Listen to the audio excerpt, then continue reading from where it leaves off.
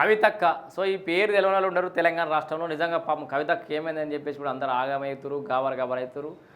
Liquor కేసులో ఢిల్లీలో జైలుకి పోయేసినప్పటి నుంచి ఇక జర బీసీ నినాదం, బీసీ వాదం అనేది ఏదో కొత్తగా ఎత్తుకుంది. సో, గతంలో వాళ్ళు 10 ఏళ్ళ అధికారం ఉన్నప్పుడు ఎప్పుడు కూడా ఆ ముచ్చట తీయాలి, కానీ తర్వాత బీసీ వాదం కొత్తగా ఎత్తుకుంది. అండ్ బీసీలకు సంబంధించిన కులగణలో పార్టిసిపేట్ చేసింది. వాళ్ళ నాయన, వాళ్ళ బావ, వాళ్ళ అన్న, వాళ్ళు ఎవరు పార్టిసిపేట్ చేయలేదు. అది కూడా పెద్ద దుమారం రేగింది. ఆ కుటుంబం చక్కగా సహకరించలేదు అనుకుందా, నన్ను తొందరగా జైలుకి తీసుకురాలేదు అనుకుందా, వాళ్ళ మీద పగబట్టింది. ఆమె కార్యక్రమాలు ఆమె చేసుకుంటూ పోతుంది. సో, పార్టీతో సంబంధం లేకుండా కార్యక్రమాలు అయితే చేస్తుంది.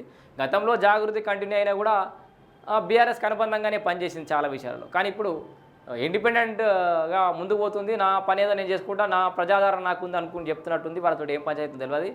ముచ్చట ఏంటంటే ఆ తర్వాత బీసీ సంబంధించిన నినాదం ఎత్తుకున్న తర్వాత ఇదేది కాంగ్రెస్ పార్టీ బీసీ రిజర్వేషన్కి సంబంధించిన అంశాన్ని అసెంబ్లీలో తీర్మానం చేసిన తర్వాత పెద్ద ఎత్తున సంబరాలు చేసుకుంది.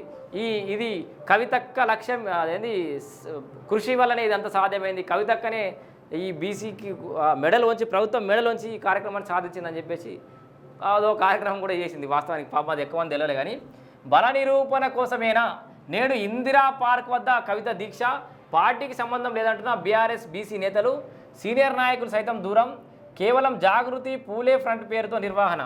సో, జాగృతి పూలే ఫ్రంట్ ఒకటి పెట్టింది కదా, దాని పేరుతోటి ఈ కార్యక్రమం అనేది నిర్వహిస్తుందట కవిత.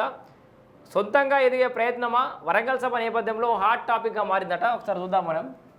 మరి సొంతంగా ఎదిగే ప్రయత్నమా అంటే మరి ముందటి నుంచి ఆ ప్రయత్నం అయితే ఏం చేయలే, కానీ మరి ఇప్పుడు ఏమైందేమో మత్తుగా రాశారు కదా కథ.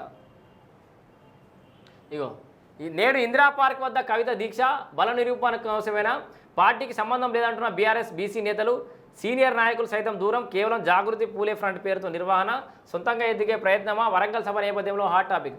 ఎమ్మెల్సీ కవిత నిర్వహించే దీక్షకు గులాబీ పార్టీలో బీసీలు దూరం కానున్నారు. పార్టీకి సంబంధం లేకుండా ఆమె సద్వాగా జాగృతి పేరుతోటి ఈ కార్యక్రమం నిర్వహిస్తున్నారు. దీంతో పార్టీ సీనియర్ సైతం పాల్గొనే అవకాశం లేదు.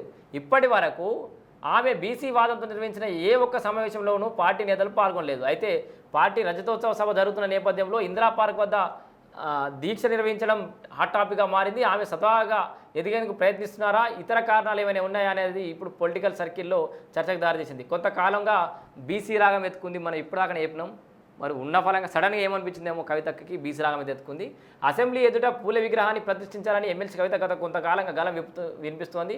బీసీ ఆత్మబంధువు పూలే అందరికీ మార్గదర్శి, ఆమె పదే పదే నొక్కి చెబుతున్నారు. దీనిపై ఇప్పటికే స్పీకర్, మండలి చైర్మన్లకు సైతం వినతి పత్రాలు ఇచ్చింది. అయినప్పటికీ ఎలాంటి స్పందన రాకపోవడంతో మంగళవారం ఇందిరా పార్క్ వద్ద ధర్నా చేసేందుకైతే నిర్ణయించింది. ఇప్పటి వరకు కవిత తెలంగాణ జాగృతి పూలే ఫ్రంట్ పేరు మీదనే విగ్రహాన్ని ఏర్పాటు డిమాండ్ చేస్తుంది.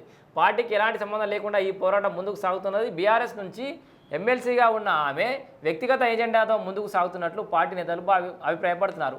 పార్టీకి సంబంధం లేకపోవడంతో ఈ దీక్షలో పాల్గొనలేదని పార్టీకి సంబంధించిన నేతలు, పలువురు సీనియర్ నేతలు కూడా తెలిపారు. ఆమె బీసీ నినాదం ఎత్తుకున్నప్పటి నుంచి కుల సంఘాలతోనే భేటీ అవుతున్నారు, కానీ పార్టీ నేతలతో అయితే భేటీగా అవ్వట్లేదు. కుల రాజకీయం మొదలుపెట్టింది. మరి ఇది కూడా ఏమన్నా వ్యూహం అయితే కావచ్చు.